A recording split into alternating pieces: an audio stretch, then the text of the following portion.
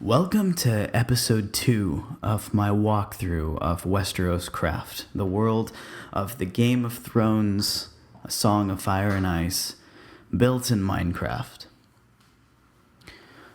In this second episode, we will be exploring the story of Bran, and the visuals will be my wandering of Winterfell.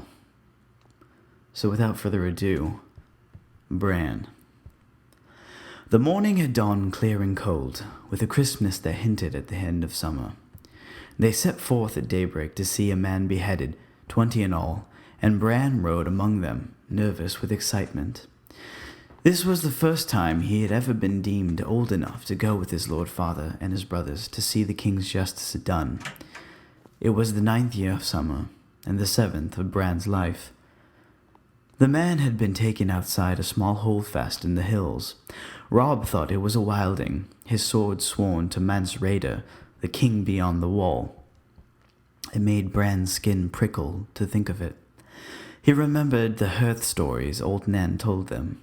The wildings were cruel men, she said, slavers and slayers and thieves. They consorted with giants and ghouls, stole girl children in the dead of night, and drank blood from polished horns. And their women lay with the others in the long night to sire terrible half-human children. But the man they found bound hand and foot to the holdfast wall, awaiting the king's justice, was old and scrawny, not much taller than Robb. He had lost both ears and a finger to frostbite, and he dressed all in black, the same as a brother of the Night's Watch, except that his furs were ragged and greasy. The breath of the man and horse mingled, steaming in the cold morning air, as his lord father had the man cut down from the wall and dragged before them. Robb and Jon sat tall and still on their horses, with Bran between them on his pony, trying to seem older than 7, trying to pretend that he'd seen all this before. A faint wind blew through the holdfast gate. Over their heads flapped the banner of the Starks of Winterfell, a grey direwolf racing across an ice-white field. Bran's father sat solemnly on his horse, long brown hair stirring in the wind. His closely trimmed beard was shot with white, making him look older than his 35 years. He had a grim cast to his grey eyes this day, and he seemed not at all the man who would sit before the fire in the evening and talk softly of the age of heroes and the children of the forest. He had taken our father's face, Bran thought, and donned the face of Lord Stark of Winterfell. There were questions asked and answers given there in the chill of the morning, but afterwards Bran could not recall much of what had been said. Finally, his lord father gave a command, and 2 of his guardsmen dragged the ragged man onto an ironwood stump in the center of the square. They forced his head down onto the hard black wood. Lord Eddard Stark dismounted, and his ward, Theon Greyjoy, brought forth the sword. Ice, that sword was called. It was as wide across as a man's hand, and taller even than Robb. The blade was Valyrian steel, spell-forged and dark as smoke. Nothing held an edge like Valyrian steel. His father peeled off his gloves and handed them to Jory Cassell, the captain of his household guard. He took hold of Ice with both hands and said, "In the name of Robert of House Baratheon, the first of his name, king of the Andals and the Rhoynar and the first men, lord of the 7 kingdoms and the protector of the realm, by the word of Eddard of House Stark, Lord of Winterfell and Warden of the North, I do sentence you to die." He lifted the great sword high above his head. Bran's bastard brother Jon Snow crept closer. "Keep the pony well in hand," he whispered, "and don't look away. Father will know if you do." Bran kept his pony well in hand and did not look away. His father took off the man's head with a single sure stroke. Blood sprayed out across the snow, as red as summer wine. One of the horses reared and had to be restrained to keep from bolting. Bran could not take his eyes off the blood. The snows around the dark stump drank it eagerly, reddening as he watched. The head bounced off a thick root and rolled. It came up near Greyjoy's feet. Theon was a lean, dark youth of 19 who found everything amusing. He laughed, put his boot on the head, and kicked it away.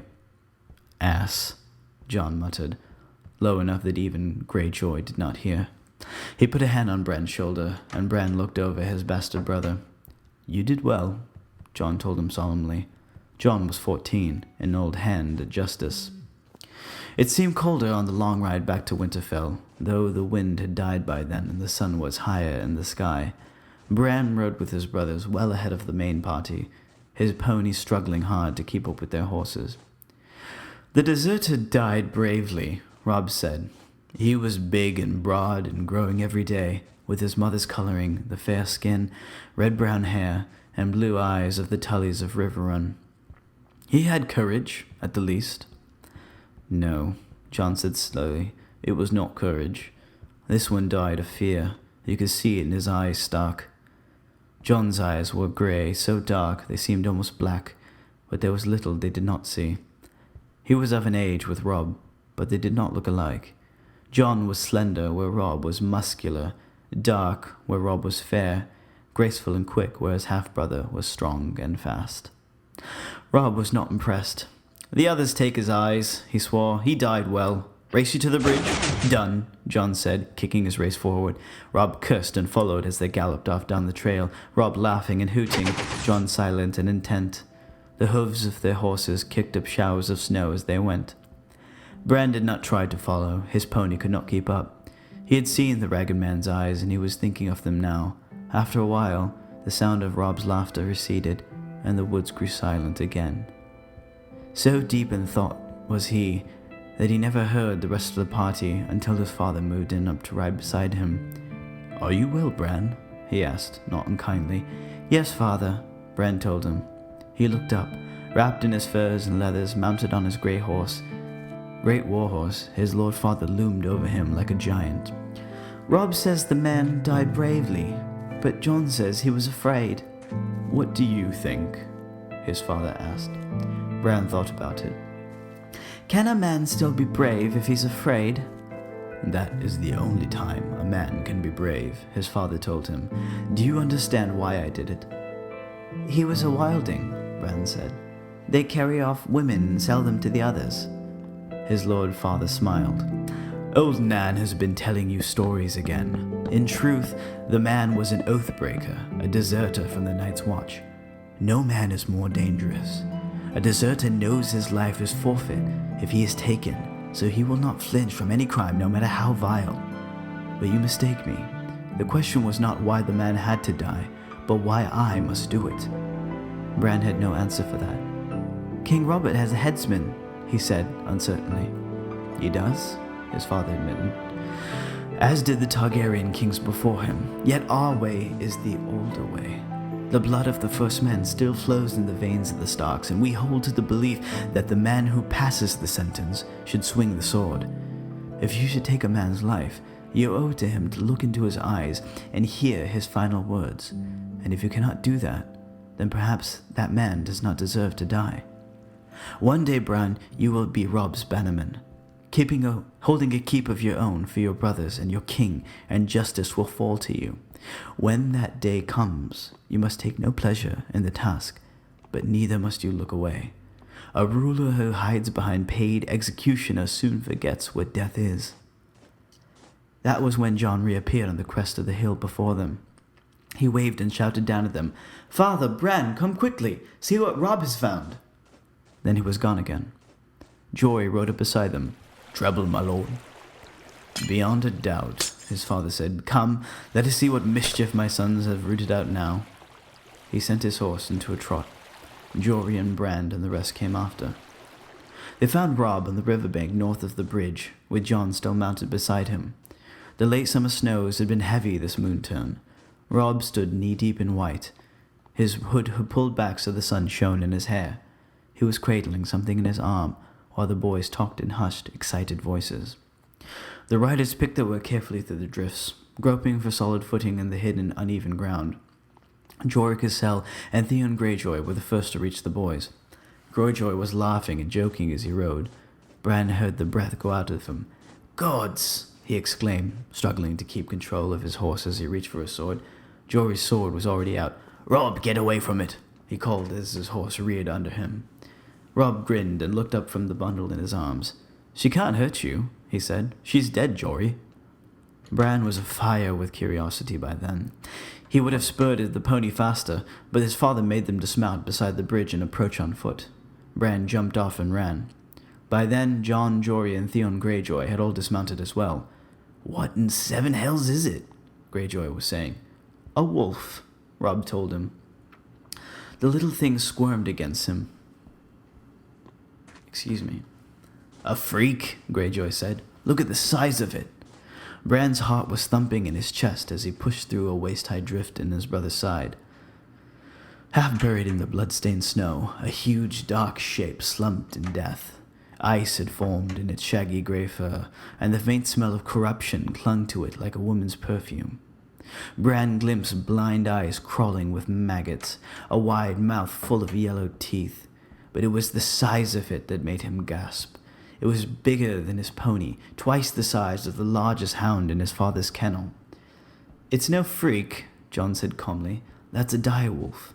They grow larger than the other kind." Theon Greyjoy said, "There's not been a direwolf sighted south of the wall in 200 years. "I see one now," Jon replied. Bran tore his eyes away from the monster. That was when he noticed the bundle in Rob's arms. He gave a cry of delight and moved closer. The pup was a tiny ball of grey-black fur, its eyes still closed. It nestled blindly against Rob's chest as he cradled it, searching for milk among his leathers, making sad, little whimpery sound. Bran reached out hesitantly. "Go on," Rob told him. "You can touch him." Bran gave the pup a quick, nervous stroke, then turned to Jon as Jon said, "Here you go." His half-brother put a second pup into his arms. "There are 5 of them." Bran sat down in the snow and hugged the wolf pup to his face. Its fur was soft and warm against his cheek. "Dire wolves, loose in the realm, after so many years," muttered Hullen, the master of horse. "I like it not." "It's a sign," Jory said. Father frowned. "This is only a dead animal, Jory," he said. Yet he seemed troubled. Snow crunched under his boots as he moved around the body. "Do we know what killed her?" "There's something in the throat," Rob told him, proud to have found the answer before his father even asked. "There, just under the jaw." His father knelt and groped under the beast's head with his hand. He gave a yank and held it up for all to see. A foot of shattered antler, tines snapped off, all wet with blood. A sudden silence descended over the party. The men looked at the antler uneasily, and no one dared to speak. Even Bran could sense their fear, though he did not understand. His father tossed the antler to the side and cleansed his hands in the snow. "I'm surprised she lived long enough to whelp," he said. His voice broke the spell. "Maybe she didn't," Jory said. "I've heard tales. Maybe this bitch was already dead when the pups came." "Born with the dead?" another man put in. "Worse luck." "No matter," said Hullen. "They may be dead soon enough, too." Bran gave a wordless cry of dismay. "The sooner the better," Theon Greyjoy agreed. He drew his sword. "Give the beast here, Bran." The little thing squirmed against him, as if it heard and understood. "No!" Bran cried out fiercely. "It's mine!" "Put away your sword, Greyjoy," Rob said. For a moment he sounded as commanding as their father, like the lord he would someday be. "We will keep these pups." "You cannot do that, boy," said Harwin, who was Hullen's son. "It will be a mercy to kill them," Hullen said. Bran looked to his father for rescue, but only got a frown, a furrowed brow. "Hullen speaks truly, son. Better a swift death than a hard one from cold and starvation." "No!" He could feel tears welling in his eyes as he looked away. He did not want to cry in front of his father. Rob resisted stubbornly. "Sir Roderick's red bitch whelped again last week," he said. "It was a small litter, only 2 live pups. She'll have milk enough." "She'll rip them apart when they try to nurse." "Lord Stark," Jon said. It was strange to hear him call father that, so formal. Bran looked at him with desperate hope. "There are 5 pups," he told father. 3 male, 2 female. "What is it, Jon?" "You have 5 true-born children," Jon said. 3 sons, 2 daughters. The direwolf is the sigil of your house. Your children were meant to have these pups, my lord. Bran saw his father's face change, saw the other men exchange glances. He loved Jon with all his heart at that moment. Even at 7, Bran understood what his brother had done. The count had come right only because Jon had omitted himself. He had included the girls, included even Rickon, the baby, but not the bastard who bore the surname Snow, the name that custom decreed be given to all those in the north unlucky enough to be born with no name of their own. Their father understood as well. "You want no pup for yourself, Jon?" he asked softly. "The direwolf graces the banners of House Stark," Jon pointed out. "I am no Stark, father." The Lord Father regarded Jon thoughtfully. Robb rushed into silence. Into the silence he left. "I will nurse him myself, father," he promised. "I will soak a towel with warm milk and give him suck from that." "Me too," Bran echoed. The Lord weighed his son long and carefully with his eyes. "Easy to say, harder to do. I will not have you wasting the servants' time with this. If you want these pups, you will feed them yourself. Is that understood?" Bran nodded eagerly. The pup squirmed in his grasp, licked at his face with a warm tongue. "You must train them as well," the father said. "You must train them. The kennel master will have nothing to do with these monsters, I promise you that. And the gods help you if you neglect them, or brutalize them, or train them badly. These are not dogs to beg for treats and slink off at a kick. A direwolf will rip a man's arm off his shoulder as easily as a dog will kill a rat. Are you sure you want this?" "Yes, father," Bran said. "Yes," Robb agreed. These pups may die anyways, despite all you do." "They won't die," Robb said. "We won't let them die." "Keep them then. Jory, Desmond, gather up the other pups. It's time we were back to Winterfell." It was not until they were mounted and on their way that Bran allowed himself to taste the sweet air of victory. By then, his pup was snuggled inside his feathers, warm against him, safe for the long ride home. Bran was wondering what to name him. Halfway across the bridge, Jon pulled up suddenly. "What is it, Jon?" the Lord Father asked. "Can't you hear it?" Bran could hear the wind in the trees, the clatter of their hooves on the ironwood planks, the whimpering of his hungry pup, but Jon was listening to something else. "There," Jon said. He swung his horse around and galloped back across the bridge. They watched him dismount where the direwolf lay dead in the snow, watched him kneel. A moment later, he was riding back to them, smiling.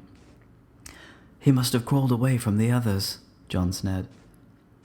"Or been driven away," their father said, looking at the sixth pup. His fur was white, or the rest of the litter was gray. His eyes were as red as the blood of the ragged man who had died that morning. Bran thought it curious that this pup alone would have opened his eyes while the others were still blind. "An albino," the young Greyjoy said with wry amusement. "This one will die even faster than the others." Jon Snow gave his father's ward a long, chilling look. "I think not, Greyjoy," he said. "This one belongs to me."